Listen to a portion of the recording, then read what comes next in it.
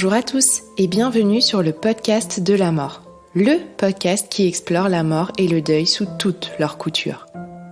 Je suis Tiffany, accompagnante du deuil et créatrice de ce podcast. Pour cette nouvelle mini-série, j'ai décidé d'aborder un thème particulièrement difficile, celui du suicide. Ces épisodes ne seront donc, une fois de plus, pas entendables par tous. Et il est essentiel de bien prendre le temps de vous écouter vous, avant de décider de vous lancer dans leur découverte. Certains d'entre vous auront peut-être remarqué que cette mini-série dédiée au suicide ne fait écho à aucune date forte du calendrier. Non, elle fait écho à une date de mon calendrier personnel, à la perte par suicide d'une personne très chère à mon cœur. Il s'agit de ma cousine, Laurie, envolée en janvier 2011. Elle n'est pas la seule que j'ai perdue ainsi, et j'ai également une pensée pour une amie en partageant ces épisodes. C'est donc une date personnelle qui m'a poussée à mettre en lumière ce sujet difficile mais essentiel ce mois-ci.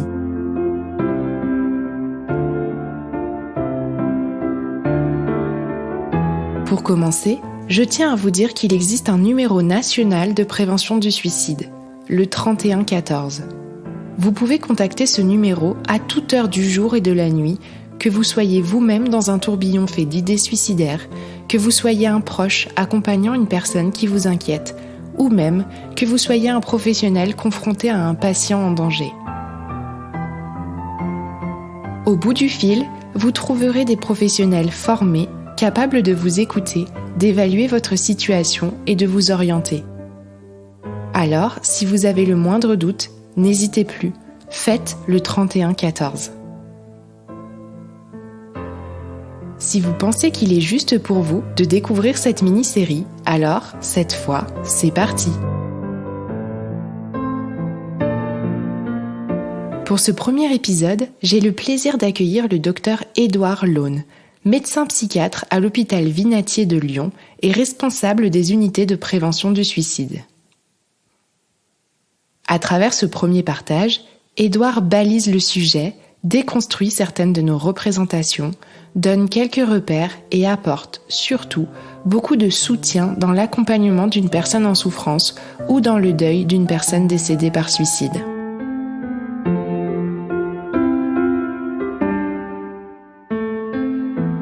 Bonjour Édouard. Bonjour. Je suis ravie de vous accueillir aujourd'hui pour une mini-série sur un sujet particulièrement délicat. Et comme on a pu en discuter ensemble, c'était vraiment important pour moi d'avoir un éclairage d'expert. Donc merci d'avoir accepté cette invitation. Avant de vraiment rentrer dans le vif de nos échanges, je vais vous laisser tout simplement vous présenter. Merci beaucoup pour cette proposition. Je suis ravi aussi de pouvoir intervenir dans le cadre du podcast de la mort. Donc, je m'appelle Édouard Laune, je suis médecin psychiatre au centre hospitalier Le Vinatier à Lyon et je suis médecin responsable des unités de prévention du suicide qui comprennent le centre de prévention du suicide, le dispositif Vigilance et le numéro national de prévention du suicide, le 3114. Et par ailleurs, je suis doctorant en philosophie de la santé, donc je m'intéresse à un certain nombre de réflexions autour des enjeux de santé, notamment des inégalités sociales de santé et de la question de la place du deuil dans notre société.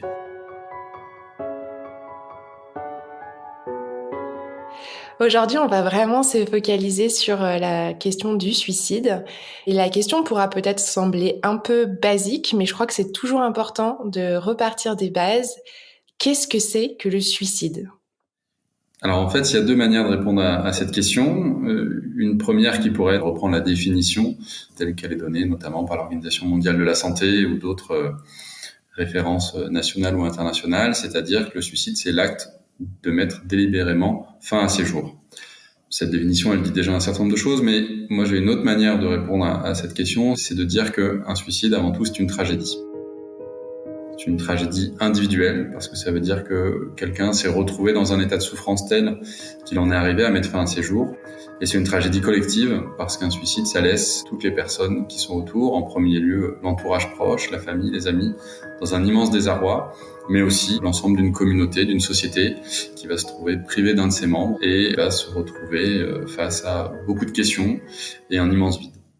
Est-ce qu'il n'y a qu'un seul visage du suicide finalement, ou j'ai eu la question d'une de mes auditrices, est-ce qu'on peut aussi parler de suicide à petit feu? Effectivement, il y a quasiment autant de conduites suicidaires que d'individus, parce que c'est toujours une question de trajectoire individuelle et de ce que les personnes ont pu vivre dans leur plus tendre enfance, à l'adolescence, à l'entrée dans l'âge adulte ou au cours de la vie.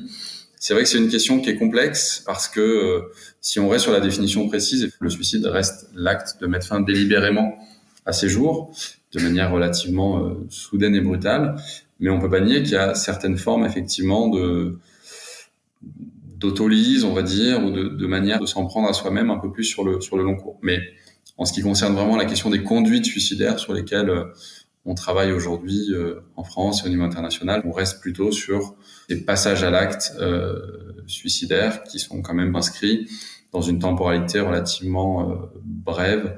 Après, ça ne veut pas dire qu'il n'y a pas depuis des semaines, voire des mois, une souffrance très importante, peut-être d'autres passages à l'acte antérieurs ou des conduites de mise en danger de soi.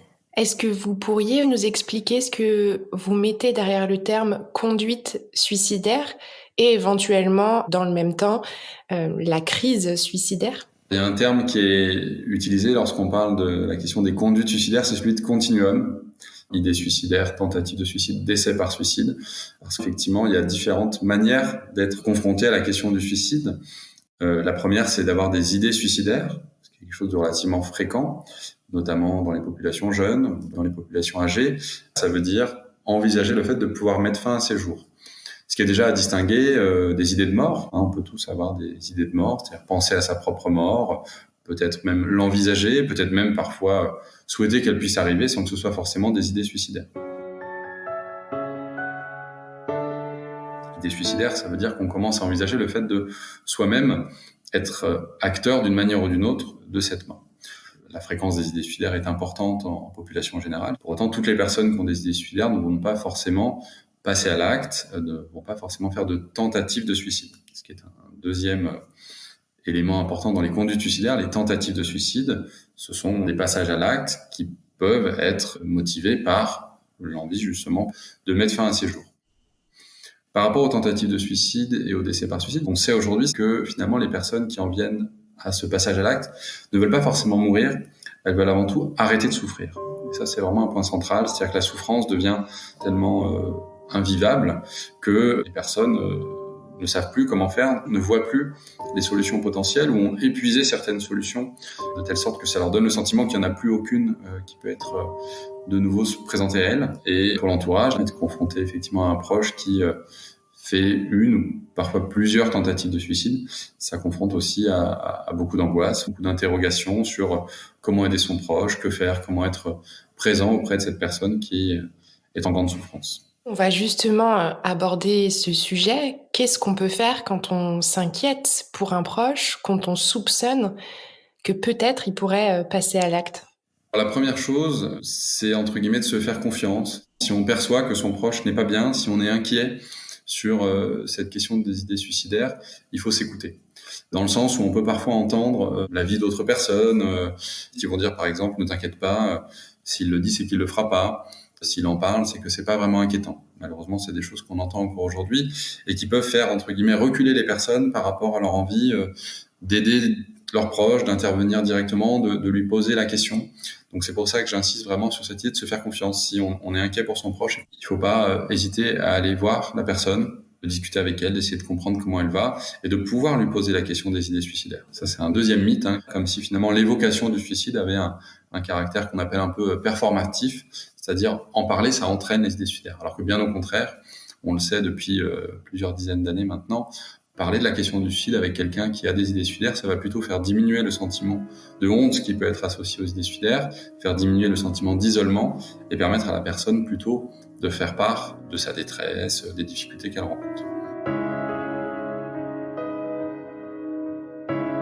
Après, la question, c'est effectivement jusqu'où on va en tant que proche. Et ça, c'est un autre conseil qu'on donne, de ne pas rester seul pour accompagner ce proche, parce que ça peut être parfois difficile, lorsqu'on n'est pas formé à la prise en charge de la crise suicidaire ou des idées suicidaires, de savoir comment faire, comment réagir. Et ça va être le travail de professionnels, de psychiatres, de psychologues ou autres, qui vont pouvoir accompagner la personne.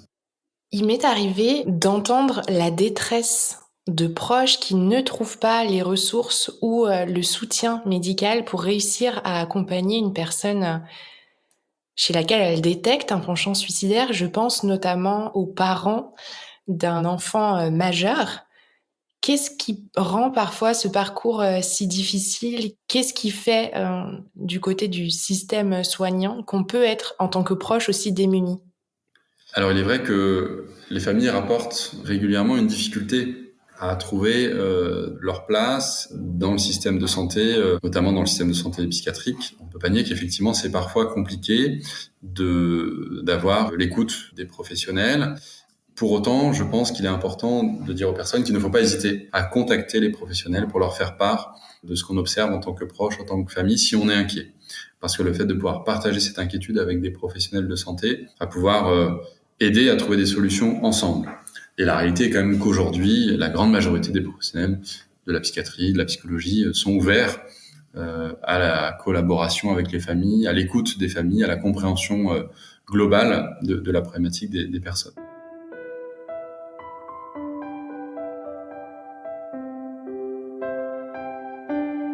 Je citais aussi tout à l'heure le 3114, le numéro national de prévention du suicide. Il a aussi été pensé dans ce sens, parce qu'en tant que proche, il est difficile de savoir où mettre le curseur. Les familles ne peuvent pas jouer le rôle de soignant. Je crois que ça, c'est important. Qu'elles soient dans l'accompagnement d'une personne en crise suicidaire ou qu'elles soient endeuillées par suicide, elles peuvent avoir un rôle de proche, mais elles peuvent pas jouer le rôle d'infirmière ou d'infirmier à domicile. On voit aussi parfois dans l'autre sens des familles très inquiètes alors que le risque apparaît plus faible. Et c'est aussi le rôle des professionnels de pouvoir dire un petit peu, d'avoir une sorte de thermomètre de l'inquiétude pour dire, voilà, aujourd'hui, nous, en tant que professionnels, où se situe notre inquiétude et nous la partageons avec vous pour qu'ensemble, on puisse justement être dans ce réseau de sollicitude et de soutien de votre proche.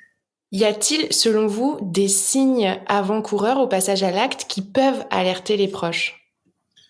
Alors effectivement, on est dans un modèle de crise qui est décrit depuis plusieurs années et qui fait état du fait qu'il existe des signes annonciateurs d'un passage à l'acte suicidaire. Ces signes, ils peuvent être de différentes formes.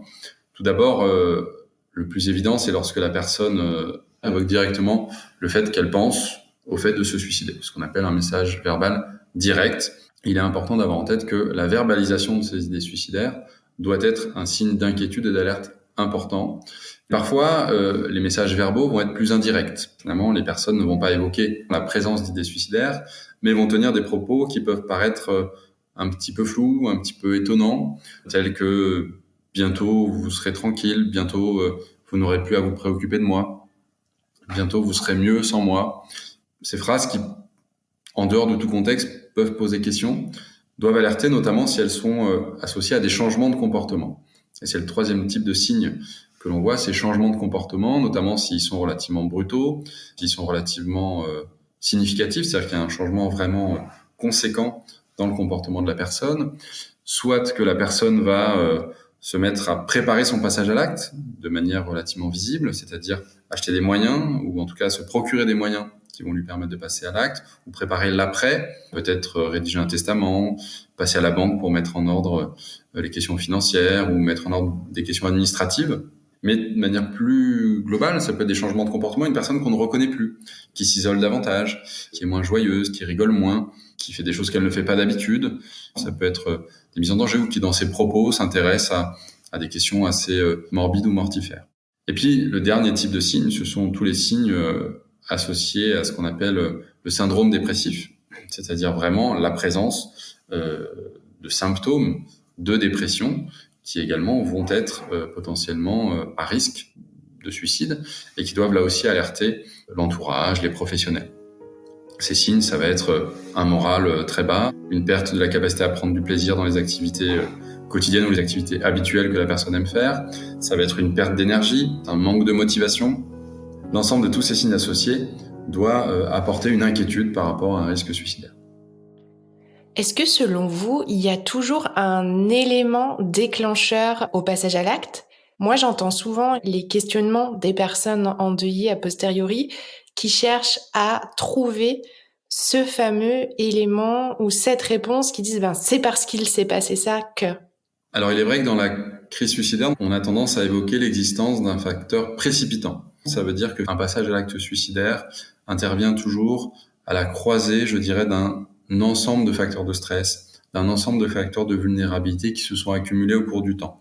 Alors parfois qui vont s'accumuler de manière très courte dans le temps, c'est-à-dire à la fois des problèmes professionnels, des problèmes personnels, des problèmes familiaux, des problèmes relationnels qui en quelques jours, quelques semaines vont s'agréger et qui vont vraiment apporter ce sentiment de débordement émotionnel et cognitif qui fait que la personne ne va plus réussir à faire face, va vraiment avoir le sentiment d'un vase qui se remplit, qui se remplit, qui se remplit. Et puis, dans un certain nombre de cas, cette accumulation, elle se fait au plus long terme. Il y a des éléments de vulnérabilité dès l'enfance, liés potentiellement à des violences subies, des abandons, des négligences qui vont entraîner une certaine vulnérabilité, une capacité peut-être plus faible que d'autres à faire face aux événements de la vie et qui même 20 ans, 30 ans plus tard peuvent avoir un impact sur les personnes et peuvent faire qu'elles vont avoir du mal à vivre un événement de vie nouveau, une rupture amoureuse, un licenciement qui va pouvoir, entre guillemets, précipiter le passage à l'acte.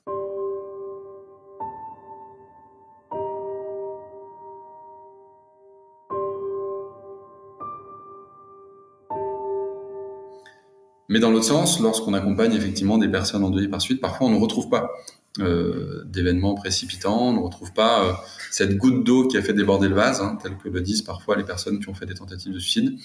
Est-ce que ça veut dire qu'on ne la retrouve pas parce qu'elle n'est pas forcément compréhensible et visible de l'extérieur ? Est-ce que ça veut dire qu'elle n'a pas toujours existé ? C'est difficile à dire. Mais en tout cas, le message principal, c'est que c'est toujours une accumulation et qu'on ne pourra jamais retrouver une cause unique au passage à l'acte. C'est impossible. Même si on trouve un événement précipitant qui semble donner la clé du passage à l'acte, finalement, l'image qu'on donne souvent du suicide, c'est plutôt celle d'un puzzle, c'est-à-dire un ensemble de pièces qui, mises bout à bout, vont aider peut-être à comprendre le passage à l'acte. Malheureusement, ce puzzle, il est toujours incomplet. Il y a toujours des zones d'ombre parce que même une personne avec qui on a passé des dizaines d'années, même son enfant, même son parent, même son conjoint, sa conjointe, on ne sait jamais tout d'une personne, malheureusement. Il y a des choses qui se passent, il y a des choses qui nous traversent malgré nous, des choses qu'on a vécues, qui nous fragilisent malgré nous, dont on n'a pas forcément conscience et qui peuvent avoir un rôle sur ces passages à l'acte à un moment donné.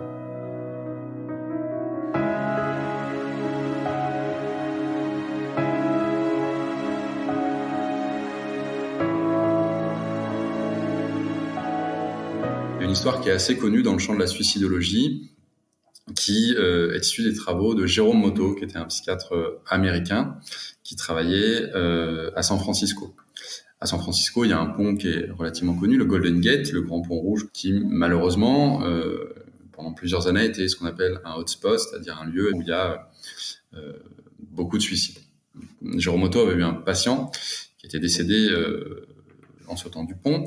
C'est une personne qui était assez isolée, qui n'avait pas de famille, et se posait la question de savoir justement qu'est-ce qui avait mené au passage à l'acte, est-ce qu'il avait laissé une lettre, est-ce qu'il y avait des éléments qui permettaient de comprendre son passage à l'acte. Donc Jérôme Motto, avec le coroner c'est une sorte d'enquêteur qui est entre le médecin légiste et l'inspecteur, on va dire, aux États-Unis. Ils sont allés au domicile de cette personne et ont retrouvé un petit mot posé sur la table qui disait « Aujourd'hui, je vais aller me promener près du pont. Si quelqu'un me sourit, je ne sauterai pas. » Cette histoire, elle est importante parce qu'elle a marqué très fortement l'histoire de la suicidologie et la survenue de cette idée centrale que par le lien social qu'on peut avoir les uns avec les autres, même un sourire, une main tendue, une discussion, une phrase, va peut-être éviter un passage à l'acte suicidaire. Et c'est ce que je dis souvent aux familles, justement. Peut-être que leur proche en est venu à faire une tentative de suicide ou en est venu à décéder par suicide, mais il y a peut-être des centaines, des milliers de fois où elles ont empêché parce qu'elles ont su apporter ce sourire, cette parole, cette attention qui a fait que le désarroi de la personne a pu diminuer à ce moment-là. Est-ce que vous pensez qu'une personne peut se sortir de tendances suicidaires ? Il n'y a aucun doute là-dessus. On peut tout à fait se sortir d'une crise suicidaire, on peut tout à fait se sortir d'idées suicidaires parce que, je l'ai dit tout à l'heure, les personnes ne veulent pas forcément mourir, elles veulent arrêter de souffrir. L'enjeu, c'est de comprendre quelles sont les raisons de cette souffrance. Elles peuvent être multiples.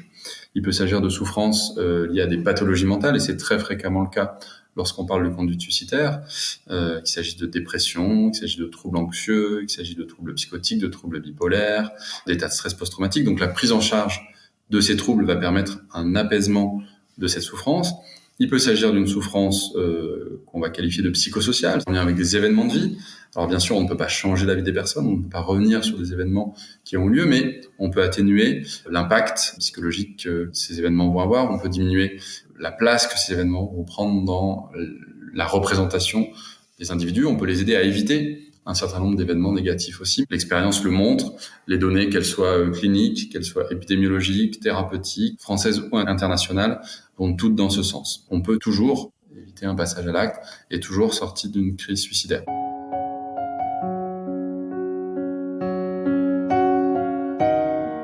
En disant ça, je sais qu'il peut y avoir un effet un peu de culpabilisation parfois des familles endeuillées. C'est un point qui est important. Il ne s'agit pas que les familles endeuillées se disent que du coup, si leur proche est décédé, c'est qu'elles ont failli. La responsabilité face aux conduites suicidaires, elle est collective. Merci, Édouard. Est-ce que vous auriez un dernier message pour clôturer cet échange qu'il serait important de faire passer à nos auditeurs ? S'il y a un message important quand on parle de prévention du suicide, c'est vraiment l'idée que le suicide, c'est l'affaire de toutes et tous, au sens positif du terme, où justement, collectivement, par la volonté profonde de prévenir le suicide, de prévenir les conduites suicidaires, on pourra réussir à poursuivre la diminution qu'on observe depuis plusieurs décennies, éviter des décès par suicide. On pourra venir en aide aux plus jeunes, aux plus âgés, à toutes les personnes qui en ont besoin, en fonctionnant en partenariat, en collaboration entre professionnels, familles, proches, entre monde associatif et monde hospitalier, entre politiques et soignants. En impliquant toutes les personnes, on pourra réussir à poursuivre cette diminution. Donc vraiment ce terme d'espoir, à la fois dans le cadre de la prévention du suicide, dans la prise en charge des personnes endeuillées par suicide, est vraiment un terme fort. Et c'est sur ce terme que je voudrais terminer mon intervention.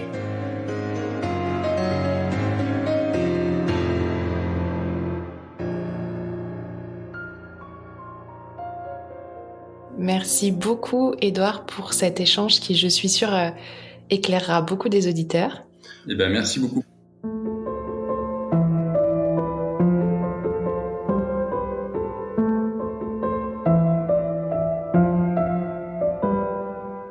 Vous venez d'écouter un nouvel épisode du podcast de la mort.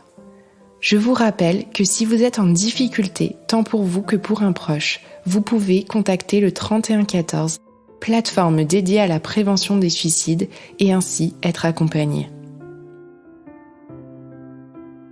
Cet épisode a été monté par Elsa Doll.